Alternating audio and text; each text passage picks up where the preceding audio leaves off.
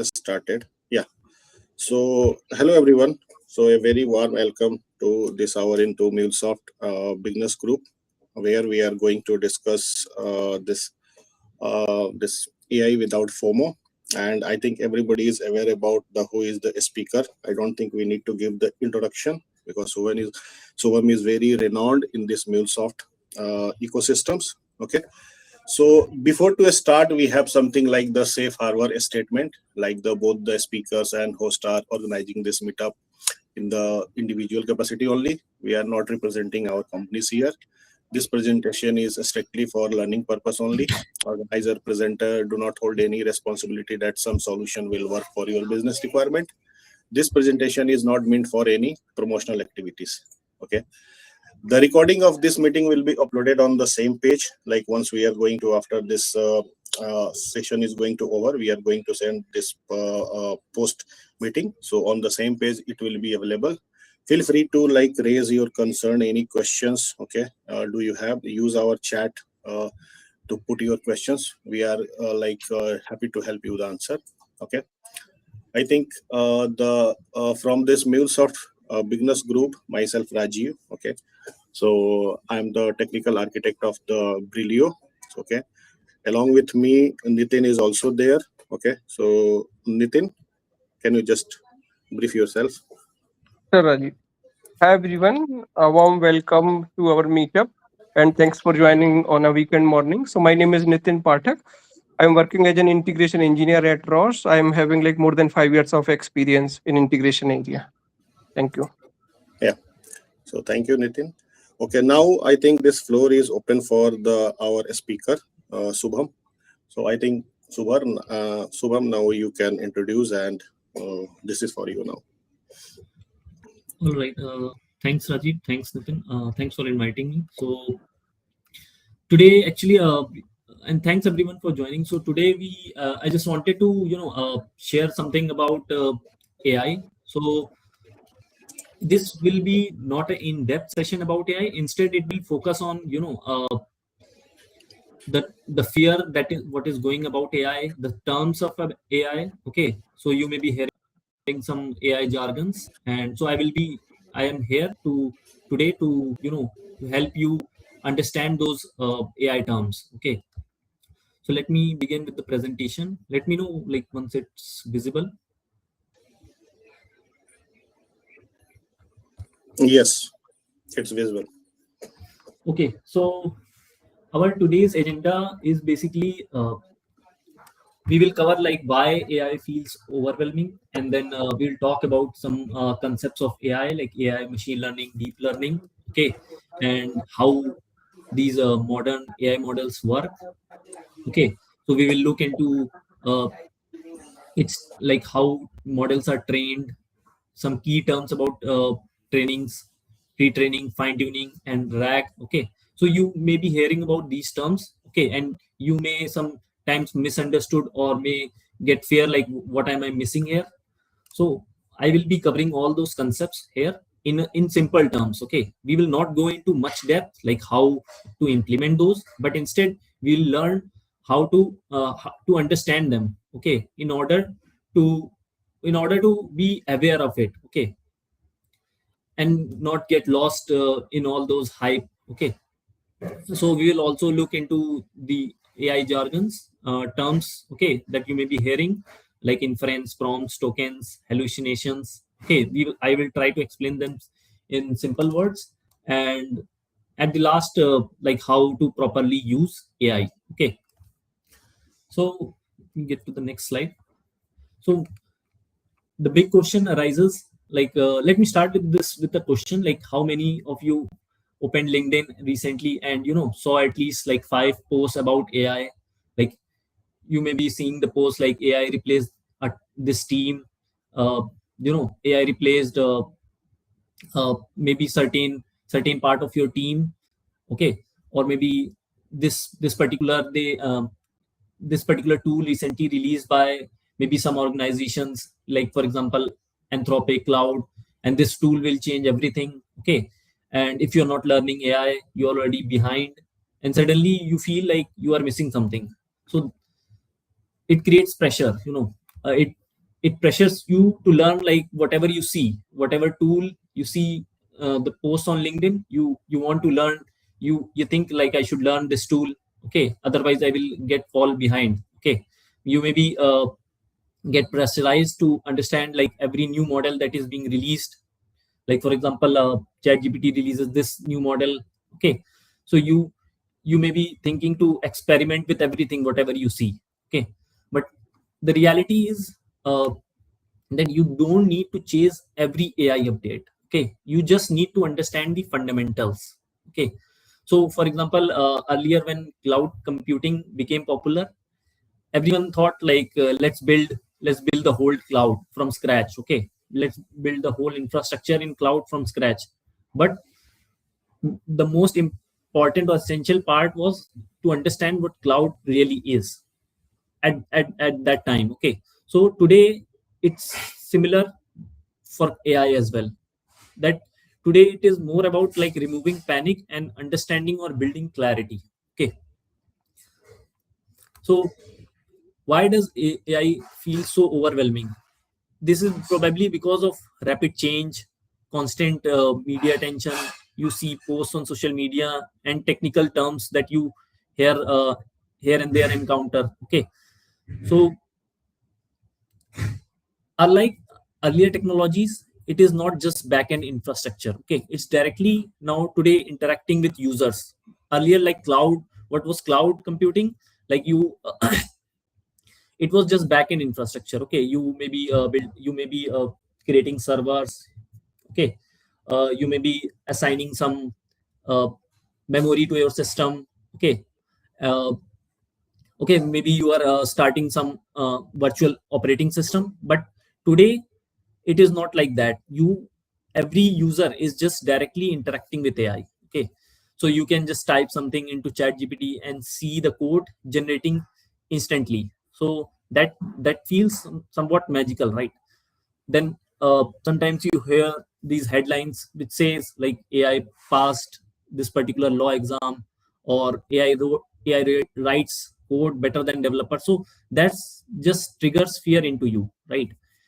And also sometimes you hear about different tools like cloud, okay, and chat, Gemini, DeepSeek, or maybe sometimes you hear about Copilot, okay.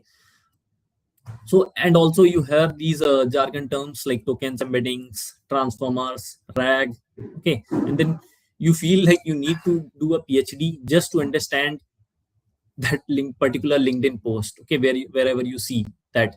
But what I'm here to tell you, like once you break this AI, okay, into building blocks like data, what is data, what are patterns, what is prediction, it becomes very manageable to understand, okay. So everything you can see that loud, I mean the noise about AI is very loud, but the core is very simple, okay. Let me move to the next slide. So hype versus the fear and versus the reality, okay. So the hype says that AI can build you startup, okay. It can like help you out to build a startup from a scratch, okay. It can replace engineers, it can automate everything. And the fear, it says like you will lose your job, developers are finished. But in reality, it's just that like AI is just a powerful tool, okay. It does not think, it does not understand truth, it does not have any intent, okay. What really happens, it predicts patterns, it processes large amount of data quickly, okay. And it automates repetitive work, okay. It does not do work that requires some understanding of your own, okay. It cannot do tasks, okay, that require some maybe some intelligence, okay, because it is not thinking. So for example, just like Excel did not replace accountants, similarly I would say like AI won't replace professionals, it will just enhance them, okay. So for example, you can take an example in for your company. uh, like AI can generate backend code for you, okay, but it cannot understand your company's architecture decisions, okay, unless you guide it. So that's why like humans will always be needed here. Okay, so now the main key term, like what is AI? If we need to look into the bigger picture, so AI, as we call artificial intelligence, is nothing but like machines performing tasks that normally require some human intelligence. Okay, for example, Netflix recommendations, writing text, recognizing images. Okay, so AI is not consciousness, it's just like large scale pattern recognition. Okay, it just recognizes pattern in your maybe sometimes text if you are entering prompt. So that's what, if you watch for example, if you watch like 10 action movies, AI will be just able to predict like what is the next movie you are going to watch or you will love to watch. Okay, so it learns patterns from data. So that's just called intelligence in computational terms. Okay, next slide. You hear these terms: AI, ML, DL, deep learning, machine learning. So I am here just to give you a broader a concept. I mean, a picture from a broader perspective. Okay, like so AI here you see is the broad field. Okay, then machine learning is a subset of it. Okay, and deep learning is even a subset of deep learning. Okay, so ML, where system learns from data. Okay, you train a model, you provide the model huge loads of data and it learns from that data. Okay, whereas deep learning, it uses neural networks. Okay, uh, to learn. Okay, so think of is that deep learning, I mean, think of it like AI uses AI as the umbrella under which these machine learning and deep learning, natural NLP comes under these. Okay, so just for an example, you can understand like a chatbot. Okay, earlier when we were using a rule based chatbot, it is AI. Okay, then let's say when you receive an email, right, in Gmail, and if you enabled AI, it will be able to you know how it can differentiate messages like it is a spam or a not spam. So will that if it is able to do that, then it is machine learning, because it is being trained like this particular type of email is not uh, spam, and this type of particular email is a spam. So a spam filter trained on label data, so that is through ML. Okay, and then when you see this chat GPT, okay, model which is being trained with billions of parameters, that is deep learning. Okay, so understanding this hierarchy kind of removes confusion and help you understand basically which kind of model you are using. Okay, if it is AI, it is ML or deep learning. So how these AI models work? Okay, they basically these first of all, like these modern AI models generate responses by predicting the next most probable word based on learned patterns. Okay, so when we train and after we ask them, it basically, when we enter a prompt, it looks like what could be the next, when it is generating a response, it looks like what could be the next word, uh, what could be the next word for the response. Okay, and then the next, and then the next. Okay, so that's how it gives a response, and it is generating the next probable word based on how it is being trained, how it learned from the patterns. Okay, so model like chat GPT, they don't search the internet live. So even if you enter in the chat GPT like are you fetching real information, it would say no, because it is using its trained data. Until unless sometimes, if you see, if you are searching for something like which requires new information, it will then go to the internet and then search and show that information. Okay, but if you are saying like, can you summarize this information, or maybe can you generate this email, then it is not going to the internet, it is just predicting the next word. Okay, by as I mentioned, like how it does that. Okay, so if you type like write a maybe some sales email, okay, then it will predict like how the professional tone for the sales would look like, okay, the subject for it, and the closing, a proper closing for it, okay. So word by word, and it does very fast. That's why you get response so fast, and it predicts very fastly, okay. So it feels intelligent, but it's nothing but advanced probability, okay. So some of the models you have seen or you have heard about, like Llama, DeepSeek, Gemini, okay. So now, how basically how are these models being trained, okay, if you may ask this question.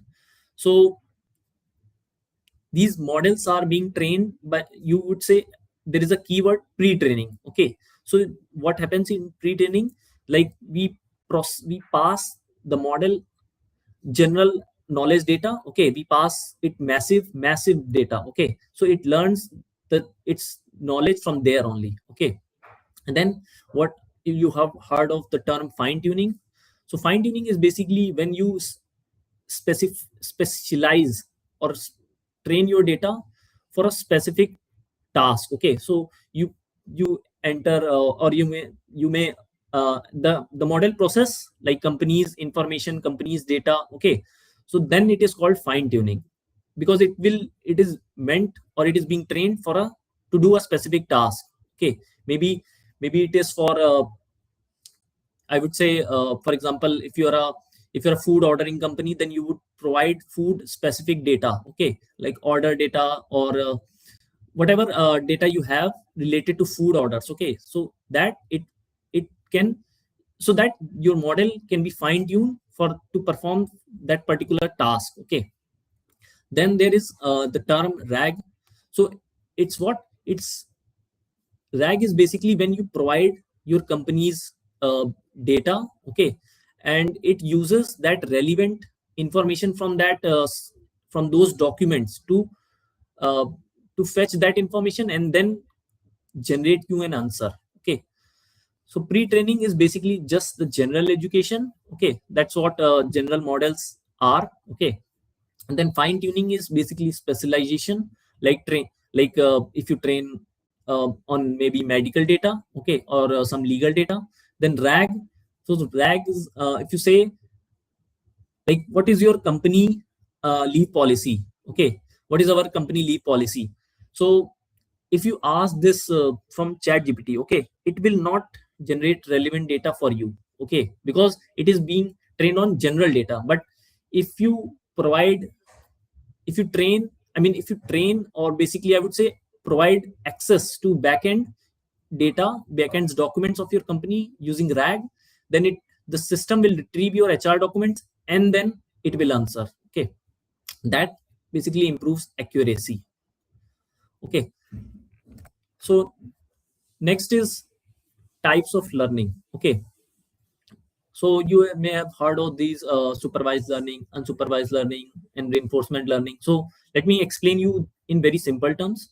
Like supervised learning is basically learning from labeled data. Like when we have labeled data, as in you would say like you provide access to a database where we have proper column names, okay, and so that it is able to understand like which value does it refer to, okay. So it is labeled, this value is for maybe employee name, okay. But unsupervised learning, it is basically when you provide unlabeled data to your model, okay, and it learns from that. It does what, like it find patterns from that unlabeled data. So it tries to understand like if you provide kind of there are paragraphs, so it tries to understand the patterns in that, okay. So that is unsupervised learning. Then there is reinforcement learning. So it is very specific learning which learns through rewards and penalties, okay. For example, if you can say one of the examples of supervised learning would be like spam detection, just as I mentioned, like spam versus not spam. So if you ingest into data like this kind of email is a spam, this kind of email is non-spam, and you provide all multiple kind of instances of those, and it will learn from that. So those are labeled, right? You provide like this was spam email, this was not spam email, okay. So that is supervised learning. Then for example, if you want to talk about like one of the examples of reinforcement learning, it is like game playing AI. Okay, it learns from rewards, like maybe it executes in first step and it fails, then it understands like yeah, I can move forward, then I will get more points, right? So it is learning from rewards. Okay, that is reinforcement learning. And if like it fails in first step, then it is a penalty. So it is learning like what could be the proper pattern, so through which I can get more points. Okay, so that is reinforcement learning. So if you have some different, so these are different problems and they require different learning methods. Okay, you could not use unsupervised learning for providing this like labeled I mean spam versus not spam. Okay, so you could not use unsupervised learning, you should use supervised learning in order to execute that task. Okay, similarly, if you want a game playing type of AI, you need to design that using reinforcement learning. Okay, then you may have heard of these terms like that this particular model is being trained on 1 billion parameters, maybe 50 billion parameters. Then there is another higher version of that model which is being trained on 100 billion parameters, right? So what are these parameters? What are these? So these are AI model parameters. Okay, so these are nothing but just like internal values. So you would not understand like how basically internally how these values are being used, but these are internal values to the system which during training helps the model make predictions. Okay, so you can understand like from this way, like these from a system or a model perspective, these are billions of tiny knobs. Okay, where they can just kind of rotate them and maybe rotate first one, then rotate maybe third one to get the proper output. Okay, to get uh, to reduce the errors. Okay, so training on these billion parameters helps our model to reduce errors. Okay, and give you specific response what you expect. Okay, then you may have heard of adjusting or maybe temperature parameter in a AI model. So what is temperature? It is just nothing but set controlling randomness in your output. Okay, in AI's response. So temperature, if you set it low, I think it's a value from 0 to 1. So when you set it low, for example, maybe 0, it will be safe and focused, like very strict kind of response. Okay, uh, but let's say if you move 0.1 to higher value, like to go to up to 1, then it will create more creative and more diverse response. Okay, it can maybe use the words higher level of words you may not understand. Okay, so you have to maintain some balance between you should not go random words here and there, and it should not be straightforward fixed response. It should be creative but as well as focused. Okay, so you have to maintain a balance between low temperature between a temperature between these temperature values. Okay, you fine tune it based on your use case. Maybe you if you say if I want to write a creative essay, then it should be more on the high temperature value because you want to be creative. Okay, but if you are, for example, using it for companies, I mean, for company perspective, you want kind of focused response. Okay, right? So that's when you will send a little bit low temperature value. Okay, so adjusting parameter models temperature. Okay, now you may have heard of these open closed AI models. Okay, so open models are basically what is publicly available. Okay, So, they are so, yes. so like one thing, like, sorry to cut you. So, like, Yes. while we are setting these temperatures, so is this also like, suppose if I'm going to set the lower, so we are going to respond in a more creative way and non-repetitive way. So, does it also going to impact the token generation or like the cost associated with? if I'm going to use any like the model? Yeah, it could be that when it will generate a creative response, it could go, it could generate more output words, then it would definitely use more tokens, right? And it could Mm, definitely cost in similar, I mean, simultaneously it could help, it could cost you more because you are mm. generating using more tokens for your output. So yeah, that could be one of the cons for using high temperature. Yeah, correct. And if suppose we are not using somewhere into the storage or caching kind of thing like the vector data or something, so if the for the same request or maybe the same like the questions, like every time if the temperature is low, maybe we can get the like every time new generated in a very creative way the I think response. Mhm. So so does it also going to impact? So maybe I think the caching for like what you mentioned, the rag, using the rag somewhere like the whatever the response we are getting, maybe we can able to store somewhere to cache, so that we can able to minimize this cost. What I'm thinking in this way. Uh, I mean, it's if you are trying to cache, AI response, it is not beneficial because Mm, whenever we see there are different kind of users, right? So what are you using AI for?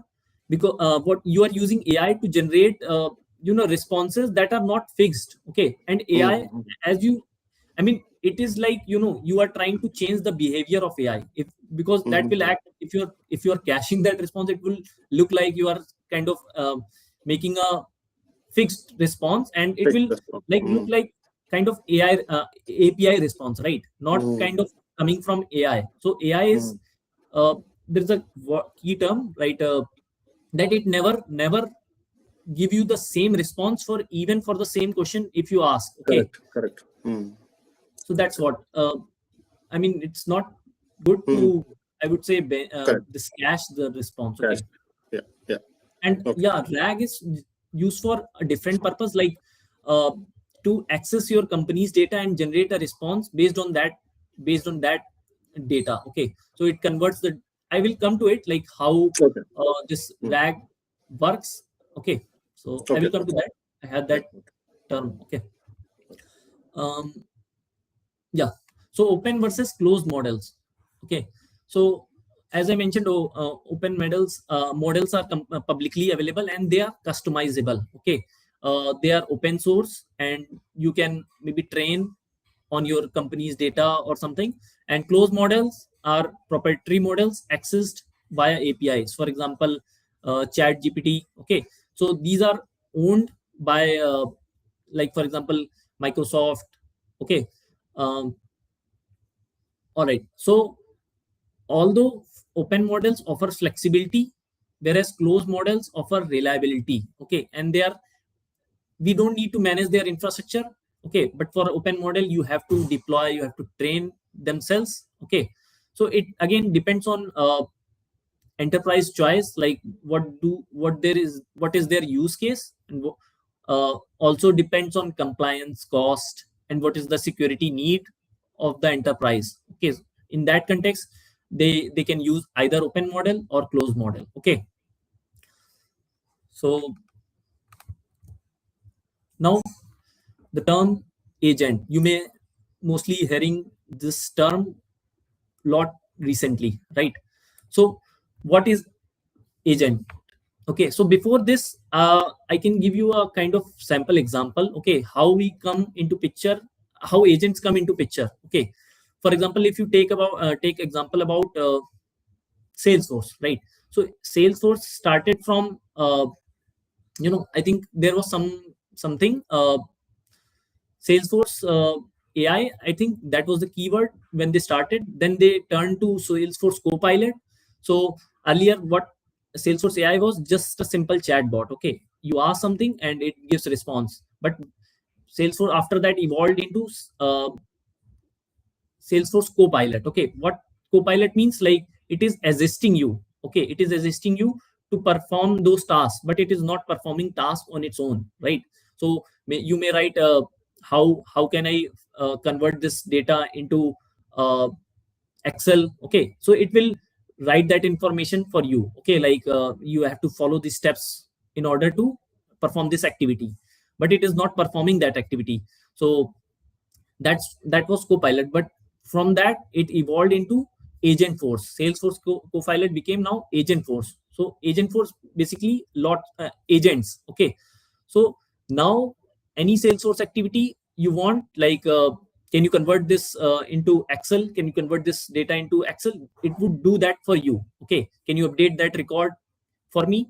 So it will do that. You don't have to do it yourself. So it is not co-piloting you. It is now doing itself through agents. Okay, so that's what agents are. Okay, so agents are a system that can basically understand its environment.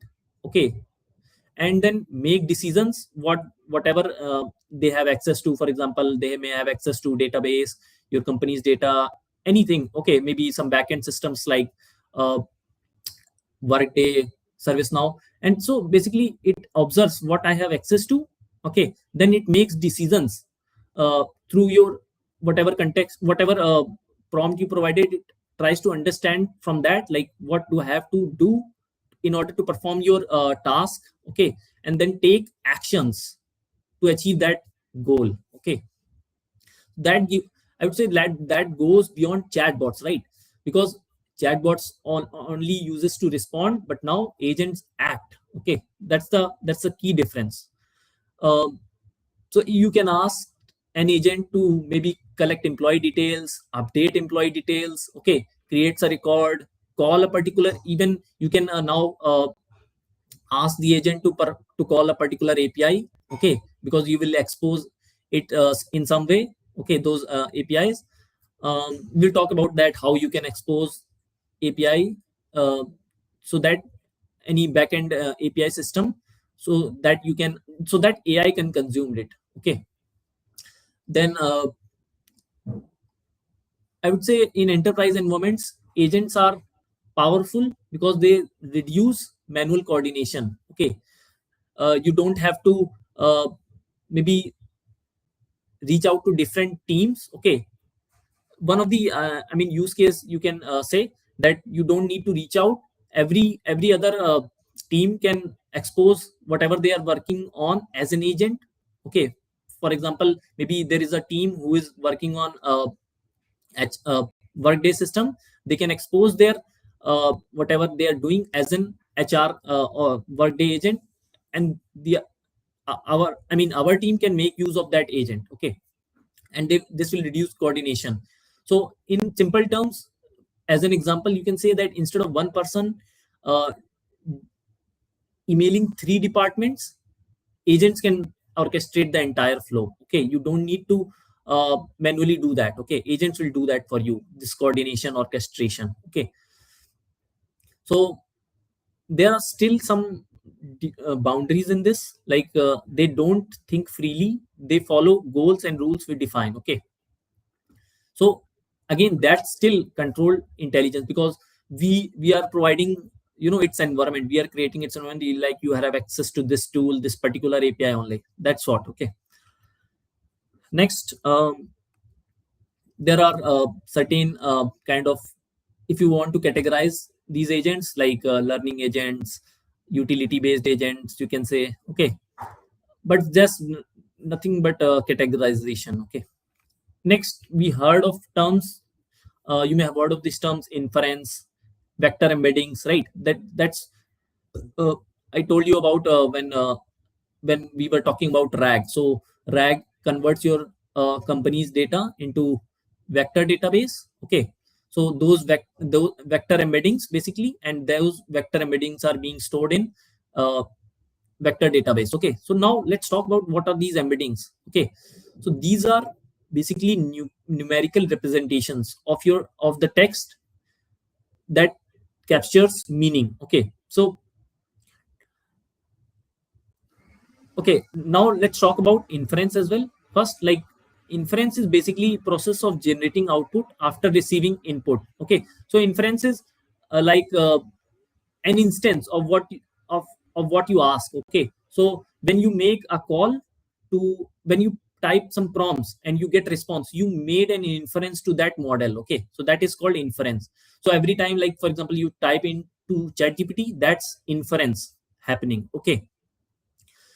Embeddings are very important in enterprise AI because as we told, like through RAG, through these vector embeddings, they can access the enterprise documents. Okay, so for example, let's say your company has thousands of documents. Okay, and if someone searches how do I apply for leave, so it will refer to your company's documents. Okay, and it will try to understand the meaning. Okay, and although, like for example, let's say you provided apply leave or maybe request time off, so it will look into those documents and it will match the keywords, okay, into from those documents, and it will give the response. Okay, so what happens, basically embeddings convert sentences, your sentences, those whatever data or data in those documents are into number vectors. So if for example two pieces of text are close in vector space, they have similar meaning. Okay, so that's how it will be able to understand or predict like what could be the next output from those vector embeddings. Okay, so this is basically the foundation of RAG systems. Okay, so next we talk about prompts and tokens. So these are mostly heard when you in the chat GPT or AI world. So what are prompts? So prompts are like when you type into chat GPT the prompt, I mean the instruction, so that is called you are prompting. Okay, you're providing a prompt to the AI. And the term token, so this is nothing but a small chunk of text processed by the model. Okay, so when you enter prompts, it is a kind of multiple tokens. Okay, it will break that prompt into multiple tokens. And if you talk about context, so that is like providing context, right? So providing background information that helps AI understand and help to get the response accurate. Okay, you are helping, you're providing AI the context or the background information so that it can generate accurately what you need. Okay, so basically prompting is nothing but it's providing clarity. Okay, okay, so if you, so basically if you heard of prompt engineering, right? So prompt engineering is nothing but providing a proper prompt, how to write a proper prompt so that it will give a proper response, including like context, what is the context, what is the output format, what is the proper input for input. Okay, and do not give this kind of response, do not hallucinate. Okay, so you are doing prompt engineering, properly providing prompt. Okay, so if you provide better input, you will get better output. Okay, and that will help you save cost.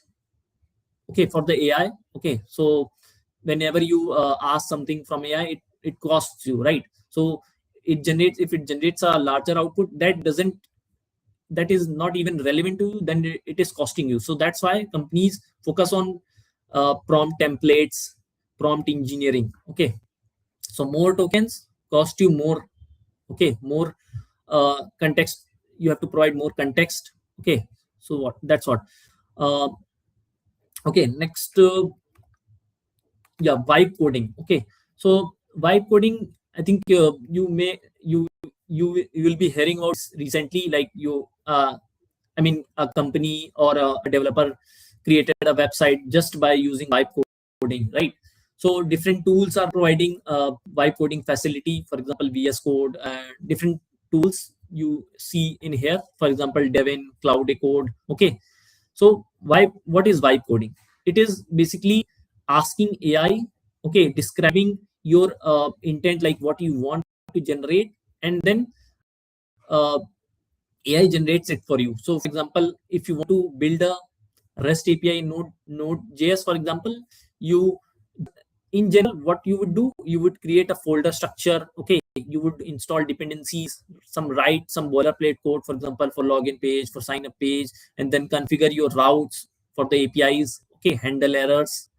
Uh, build error logic. But with vibe coding, you just write like create a Node.js API with login page, sign up page, and some CRUD endpoints, read, update, delete endpoints using MongoDB for employee management. Okay, so it will generate whole uh, whole piece of code for you. Okay, but again, this you must take care of that you have to review its logic, you have to check the security that it don't expose the passwords. Okay, uh, you have to validate edge cases, that it covers the edge cases or not, add authentication, because again it does not add authentication for you, and sometimes maybe write test so that you validate whatever it generated, it is correctly. So in in terms of that, we can say that AI accelerates the starting phase. Okay, it reduces blank page anxiety. So you are starting a project and you get fear like how do I start, from where do I start, what should I create first. Okay, so it reduces that. Okay, although it does not replaces software engineering principles. Okay, but see, with this vibe coding, you get instant productivity gain. Okay, and the responsibility still stays with the developer. So you would say like AI is a fast junior developer, but still you will be the architect. Okay, because you will validate everything, you will look at its architecture, how the flow will look like, how the data will grow, that AI cannot do, but you will be doing. Okay, so next, you may be hearing about these terms MCP and A2A. Okay, and again, if you talk about previous slide, vibe coding, uh, from MuleSoft perspective, you may be using or may have heard of this term MuleSoft vibes, because it's recently released by MuleSoft, where you can generate MuleSoft code and even create the whole project with just MuleSoft vibes. Okay, MuleSoft Dev Agent. So it again works on the concept of vibe coding. Okay, now the terms you may be hearing about MCP or A2A. So MCP, like Model Context Protocol. So both of these are AI protocols to to to to interact with the backend systems. Okay, so MCP, it is a way for AI systems to connect to external tools. Okay, and enterprise systems, whereas A2A is a protocol to communicate or to communicate between agents, multiple AI agents. Okay, to perform a certain task. Okay, it could require interaction between three agents, four agents, or only two agents. So it requires interaction between multiple agents. So how to interact with those different agents? It's through A2A protocol. Okay, now using MCP, we can say, it can read your enterprise systems, read your CRM data. Okay, so earlier we interact with APIs, but AI cannot interact or call APIs. So we have to create a system that AI can use. So there our MCP protocols comes into picture. So it exposes those APIs or those enterprise systems as a consumable AI consumable tool. Okay, so AI can call those tool, and it will in turn will call those enterprise back in the back, and in the back end it will call the enterprise system. Okay, that tool. So again, this is not theoretical, this is where enterprise AI is being heading towards. Okay, uh, so again we have to again define some boundaries here to have security. For example, if you are building an MCP server, it should not expose your like backend sensitive data information which you hold in your database. Okay, so you have to secure your MCP server as well. All right, so if you see, like we talked about enterprise system to access backend enterprise system, um, data, we have RAG, and then we have MCP, right? So where do they differ, right? You may ask this question. So RAG, where when you want to search or read that those company relevant data, company specific documents, but when you want to interact, when you want to do some actions in those backend systems, then you will use MCP. Okay. So A2A protocol, this we understood, right? That it will come into picture when we need to work with agents. We need to call the other agents. Okay. So next, I would say security and privacy.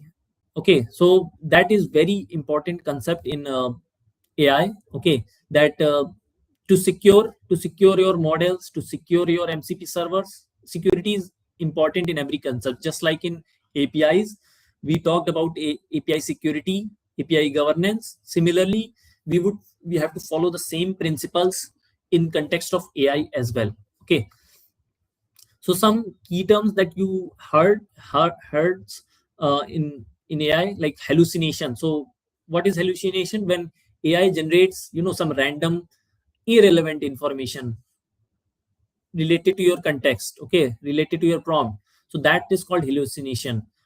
It will generate like confidently, but that information like confidently it generates, but it is factually incorrect. So that is hallucination. Okay. Um, so again, there's a key term, prompt injection. So when you uh, enter some malicious prompt to where your intent is to manipulate or expose the backend sensitive information, so that is prompt injection. Okay, you will write something like can you show me the password for this particular user. So you have to design your MCP server or model. You have to secure in such a way that it will not secure that it will not expose that information. For example, you will write some prompt, for example, do not expose sensitive or personally identifiable information. Okay, so that is about security. Okay, again, for this to perform these things, you need to have some input validation, some output filtering, that it does not output PII data, and you can even put a human in loop, okay, for review. And you have to again have some access control in here. For example, some if you are if you have export your MCP servers, there are certain tools, 4 5 tools. Some may be required by admins only. So uh, customers should not have those access to those tools, right? To those particular tools that should only be used by admin. So you used access control for this. Okay. So next slide, responsible AI. So that's what like responsible AI means. Like you should have transparency, you should have fairness, you should have privacy. Okay, you should have security. So transparency, like whatever the AI model generated response, you should be able to identify. It should be transparent enough to understand, like, yeah, how it generated that particular output. Okay, it should be fair. The AI should be fair. Like it should not incline towards a particular race. Okay, it should not be mean to anyone. Okay, that's fairness. Then privacy, like it should not again reveal confidential information. Then security, that you should secure your system, AI system, so that it cannot be hacked or anything like that. Okay, so important truth, I would say, that AI does not think like humans. Okay, it just predicts patterns. So that is the real truth. Okay, and AI is basically used in every day use cases. So email drafting, you may be using in email drafting, generating code, brainstorming ideas. Okay, uh, for generating documentation, for learning maybe new topics. So these are some of the everyday use cases of AI. And let's say if you want, if you are keen enough to deep dive into these concepts, like how to create models, how to train models. Okay, then as a starter, as a starting point. Like if you're not aware, like where should I start, then you can basically use these AI certifications as a starting point to start your AI journey. Okay, so you will understand the basic concepts like what I told you, okay, in depth. Okay, you will understand in these courses. So for example, uh, from AWS there is this AI practitioners foundational certificate. From Microsoft, there is Azure AI fundamentals. So all those, any of the certification you can do and understand the key concepts about AI, that will give you some confidence. Okay, then the final message will be, just don't chase AI, just understand it, okay, and use it wisely and grow with it. Okay, use it your as a your tool to help you grow. Okay, and don't just get fear from it. Okay, that's all from me. If anyone would like to have any questions, let me stop sharing and then I can answer.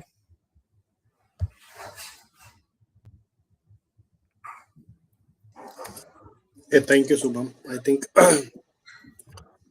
there was a one, I think, although that is the chat, what the Yogendra was saying, how to use this in Mule. Okay. Okay, we have Yugender here or not? Okay, I mean, yeah, we have. So if you can enable your mic and like tell me like how to use this in Mule, like what are you referring to, like vibe coding, how to use vibe coding in Mule, or how to use MCP in MuleSoft, or how to use agent in MuleSoft. Anyways, to explain everyone, like in from MuleSoft, like to create agents, you can use A2A protocol, A2A connector to use to create, or MCP servers. You can use MCP connector, and then for vibe coding, you can use MuleSoft vibes.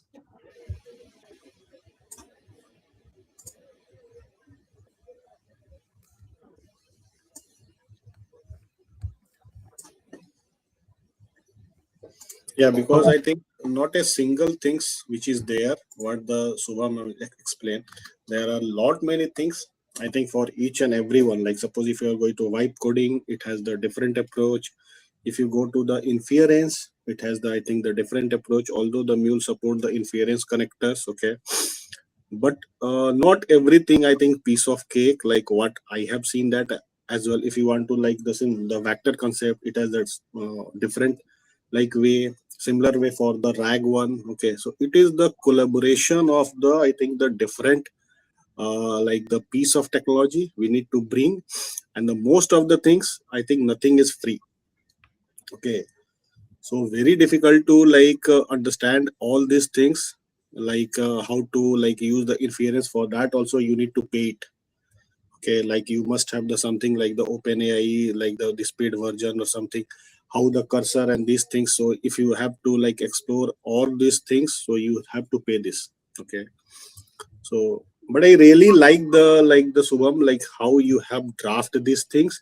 Honestly speaking, lots of the things I also got the concept clears. Okay, I was thinking this vibe coding means the Mule has introduced something, but I think this is the part of the something which I got. Okay, this is the another way of this coding. So I think it's really, I think, the fruitful. Lots of the concept, I think everyone who has like the joined, I think, or maybe they will go through the recording session, will be definitely going to be the benefited. Yeah, I mean, I would say like if we are working in MuleSoft, we are very focused on what MuleSoft is providing, but we also need to look from a broader perspective, from AI perspective, from a broader perspective, like how AI is working today, not just from MuleSoft perspective. So that we are aware what are the AI concepts are being introduced. Okay, so that's what.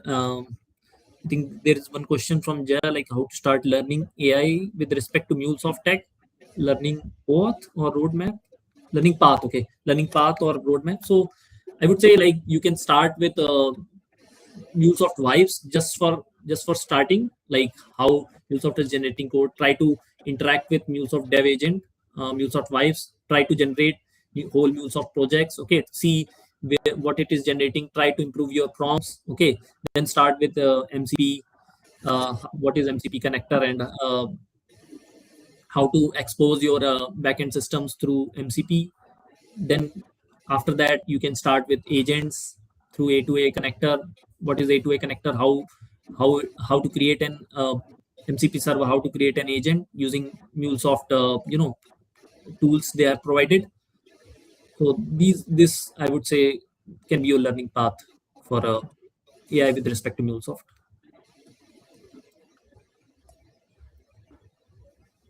Okay, hope that answers your question. Any other question? We are good.